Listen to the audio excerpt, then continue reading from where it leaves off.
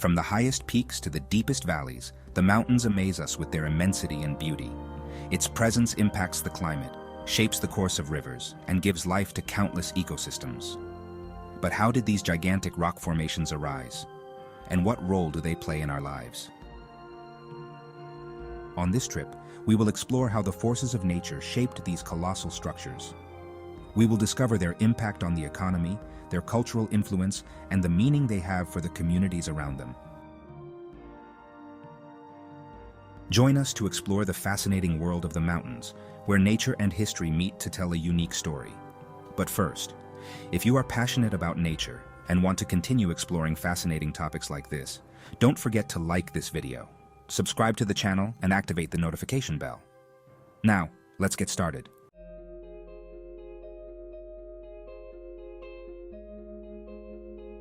Mountains are known as the Earth's water towers because they continuously store and release water, providing this vital resource to hundreds of millions of people. They are especially critical in semi-arid regions or where the dry season is prolonged, since water flows from the mountains ensure a stable supply of drinking water, support for agriculture, energy generation, and protection of biodiversity. More than 60% of the world's freshwater comes from mountainous areas. Mountains play this essential role due to their ability to capture precipitation. They store water in the form of snow and glaciers, and gradually release it into rivers and aquifers that then supply millions of people. This process occurs in several stages. The first stage is precipitation capture, where the mountains intercept the humid winds coming from the coasts and cause the air to condense, cool, and precipitate. This phenomenon, known as the orographic effect, results in heavy rain and snowfall in mountainous areas. Because of this catchment, mountainous areas typically receive more rainfall than surrounding low-lying regions. The second stage is the storage of water in the form of snow in the glaciers. During winter, snow accumulates on the high peaks, and cold temperatures prevent its immediate melting. This snow on the glaciers acts as a natural reservoir of fresh water, which is gradually released during the warm months. Glaciers, in particular, are vital for water supply in summer, when sources of liquid water are scarce. The third stage is the gradual release of water in rivers and streams. As the climate warms in spring and summer, snow accumulated on glaciers begins to melt, feeding rivers and streams with a constant flow of water. This gradual release is especially important in regions where rivers of mountain origin are the main source of water for human consumption and agriculture. In the Andes, Himalayas, and Rocky Mountains, for example, meltwater sustains agricultural and urban communities in nearby valleys and plains. Mountain glaciers act as water banks that accumulate and release water throughout seasonal cycles. However, climate change is severely affecting this storage capacity, as rising temperatures accelerate the melting of glaciers, reducing the amount of water available in dry seasons and increasing the risk of flooding during snowmelt. In regions such as the Himalayas, glaciers feed important rivers such as the Ganges, Indus, and Brahmaputra, which are crucial to the survival of millions of people in Asia. In South America, the melting of the Andes is essential for the flow of rivers such as the Amazon, Magdalena, and Orinoco, which support both unique ecosystems and the local economy. The acceleration of melting can cause overflows in rivers and lakes of glacial origin, causing flooding in some regions, while in others, shrinking glaciers threaten to reduce water supplies in the long term. These effects pose significant challenges for populations that depend on mountain water. Mountain ecosystems, such as cloud forests, alpine grasslands, and high mountain wetlands, not only capture and retain water, but also filter and purify it. These ecosystems fulfill key functions in the water cycle, contributing to improving its quality and guaranteeing its availability in lower regions. High mountain vegetation, such as mosses, lichens, shrubs, and trees in subalpine and alpine areas, acts like a sponge that retains water from precipitation. In cloud forests, moisture condenses on the leaves and trunks of trees, dripping to the ground and contributing to the recharge of aquifers and the creation of streams. Mountain wetlands, also known as bufadales in the Andes, are flooded areas that capture and store water. But when melting accelerates, it can cause overflows in rivers and lakes of glacial origin, causing flooding in some regions, altering the regulation of water flow that must occur throughout the year. These wetlands are habitat for numerous species and contribute to biodiversity, in addition to acting as water storage and release areas. Mountains, through their plant systems and soils, play an important role in stabilizing the terrain and preventing erosion. By retaining water in their upper layers, they limit the abrupt and violent flow of water, thus reducing the possibility of flooding in low-lying areas. Mountain vegetation holds the soil and reduces erosion on slopes. When these plant systems are destroyed, for example, due to deforestation or land use change, the land becomes more vulnerable to erosion. And water currents can carry sediment into rivers, affecting water quality and increasing the risk of creep. Mountains regulate the flow of water that reaches rivers and streams. Without this regulation, heavy rainfall can cause river levels to rise rapidly and lead to flooding in low-lying areas. The ability of mountains to retain water contributes to reducing the risk of flooding, protecting communities located in valleys and plains. Mountain water also helps maintain a wide variety of freshwater ecosystems. Rivers, lakes, streams, and wetlands, fed by snowmelt and precipitation in the mountains, support unique aquatic biodiversity, including species adapted to these specific environments. Species that depend on cold and oxygenated waters live in mountain rivers and aquatic vegetation that adapts to fast currents and low temperatures. These rivers support fishing and recreational activities that are important to the local economy and human well-being. High mountain lagoons and lakes are masses of water that usually form in glacial depressions and act as habitats for endemic species and migratory birds. In addition to their ecological value, many of these lagoons are sources of drinking water for nearby communities. Now, we will continue explaining how the mountains were formed and their geological processes.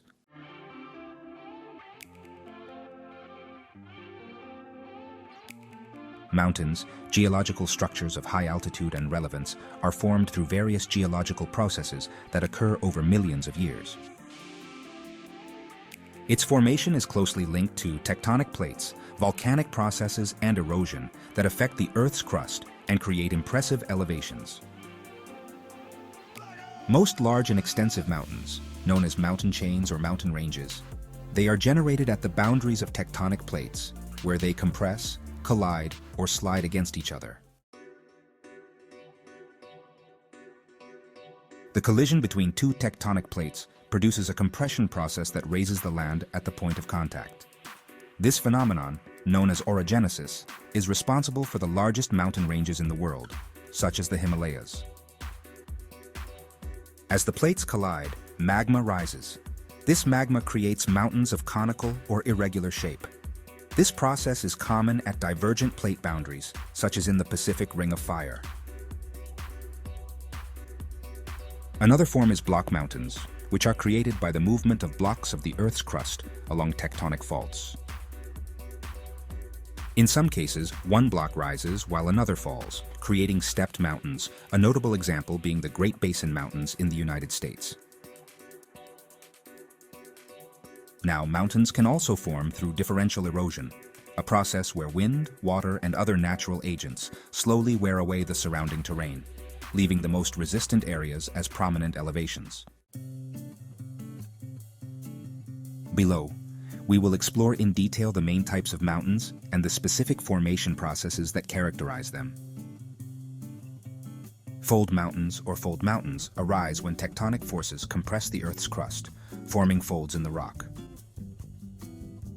This type of mountain is typical in collision zones of continental plates, where compression causes uplift and deformation of the terrain. Notable examples include the Himalayas and the Alps. They form in two contexts. When an oceanic plate slides under another plate, magma rises through the crust, creating volcanoes. Examples of this type of mountain include the Andes in South America. At mid-ocean ridges or areas where plates move apart, magma emerges to create new volcanic formations, such as in Iceland. Two well-known examples of volcanically formed mountains are Mount Fuji in Japan and Mount Kilimanjaro in Tanzania.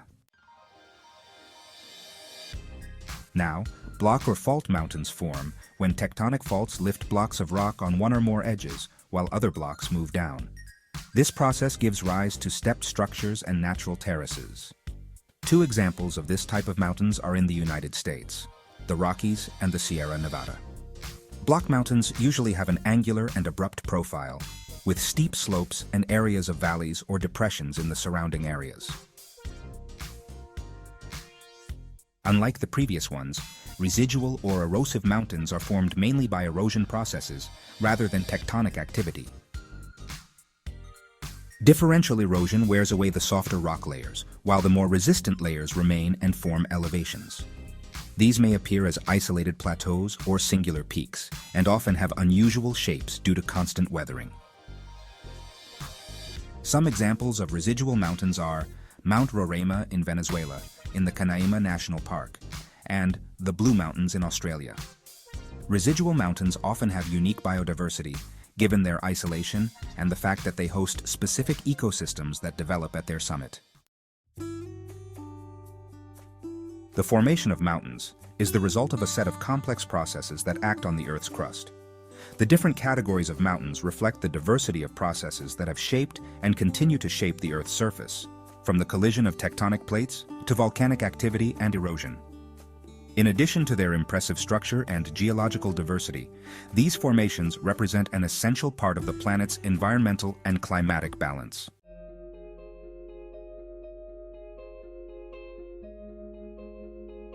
Mountains are much more than geographical structures or natural resources. They represent an invaluable source of economic wealth and a core of cultural, spiritual, and symbolic meanings for millions of people around the world. From mining to tourism, through agriculture, the supply of natural resources and cultural heritage, mountains play an essential role in the global economy and in the identity of various cultures. Mountains offer a wide range of resources and economic opportunities that benefit local inhabitants and sectors of the global economy. These resources include minerals, water, tourism, and agriculture, among others. The mountains are rich in minerals and precious metals such as gold, silver, copper, and iron, as well as strategic minerals, for example, lithium and coltan used in high-tech industries. Mining in mountainous areas contributes significantly to the economy of many countries, although it also presents environmental and social challenges that must be managed with social responsibility and sustainability policies. Being the main source of fresh water, mountains ensure the supply of this resource for domestic consumption, agricultural irrigation, and hydroelectric power generation. Economic activities that depend on this resource, such as irrigated agriculture in dry regions, urban supply systems, and food and beverage industries, are directly benefited by mountains. Hydropower is one of the cleanest and most sustainable forms of electricity generation, and the mountains, with their rivers and slopes, provide ideal conditions for its development.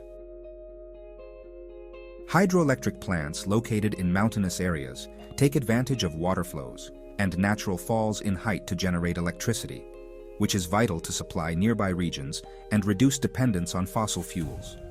Examples of countries that rely heavily on this energy include Switzerland and Norway. The geographical conditions of the mountains also favor unique agricultural practices. Agriculture in mountainous areas, often based on terraces to reduce erosion and increase land efficiency, provides important products that support both local communities and national and international markets. In the mountains, unique products are grown such as quinoa, high-altitude coffee, tea, potatoes, and other Andean tubers. These crops are adapted to high mountain climatic conditions and have significant nutritional and cultural value, in addition to having a growing export market. Mountain communities also practice livestock farming under conditions that maximize local resources. Raising sheep, cattle, and camelids such as llamas and alpacas in the Andes provides meat, wool, and milk to local communities. Mountain agriculture produces high-quality goods that command high prices in national and international markets, such as mountain cheeses, high-altitude wines, and wild honey. Mountains hold deep cultural and spiritual significance for many communities and religions around the world. They are seen as sacred places and centers of connection with nature and the divine, which makes them settings for ancestral rituals and traditions. Many mountains are considered sacred and have become sites of religious pilgrimage. In Asia, Mount Kailash is revered by Hindus, Buddhists, Jains, and followers of the Bon religion, while in Japan, Mount Fuji is a spiritual symbol and a pilgrimage site. These sacred mountains not only represent elements of faith, but also a source of identity and cultural cohesion for their respective societies. Mountains have a presence in the myths, legends, and national symbols of many cultures. In South America, the Andes mountain range has a central place in the mythology of the indigenous peoples who inhabit it, such as the Incas and other native Andean groups. In Europe, the Alps symbolize a sense of belonging and cultural heritage for the Swiss, Austrian, and Italian people. In the Andes, ceremonies to Pachamama, Mother Earth, are manifestations of gratitude and respect towards the mountains, rivers, and soils that sustain life. UNESCO has recognized some mountains and mountain landscapes as World Heritage Sites, thus protecting both their biodiversity and their historical and cultural value. The mountains are home to extraordinary biodiversity and are refuges for unique species of flora and fauna. The mountains are also home to indigenous peoples and cultures that have developed ways of life adapted to these altitudes, preserving traditions, languages, and knowledge about nature dating back centuries. The agricultural terraces of the Philippine Mountains, for example, are a World Heritage Site and represent ancient agricultural engineering. The exploitation of natural resources in the mountains poses environmental, social, and cultural challenges that must be managed sustainably to preserve their riches. Climate change, deforestation, and the expansion of activities such as mass tourism and large-scale mining threaten the stability of mountain ecosystems and the communities that depend on them. Global warming has had an especially significant impact on mountainous areas, accelerating the melting of glaciers and affecting precipitation patterns. This puts water supply for downstream communities at risk and modifies local ecosystems. The tourism industry in mountain areas must be managed in a way that respects natural and cultural resources, minimizing environmental impact and promoting participation and benefits for local communities. Initiatives such as ecotourism and protected areas seek to reduce environmental damage and promote mountain-friendly tourism. The preservation of the cultural traditions and ancestral knowledge of mountain communities is essential for the sustainable development of these areas. Development programs that incorporate traditional practices in natural resource management, such as terrace agriculture and irrigation systems, are examples of how local knowledge can contribute to mountain sustainability. Mountains are fundamental to the economic and cultural balance of the world. Its economic importance ranges from tourism to agriculture and mining, while its cultural and spiritual value connects people with their history, their identity, and nature. Preserve the mountains and their ecosystems, as well as the traditions and ways of life of their inhabitants. It is essential to ensure a sustainable future that is respectful of the natural and cultural diversity of the planet. Thank you for watching this video. Until the end, subscribe, like, and leave your comments. If you want us to make a documentary on a specific topic, let us know in the comments. Until next time.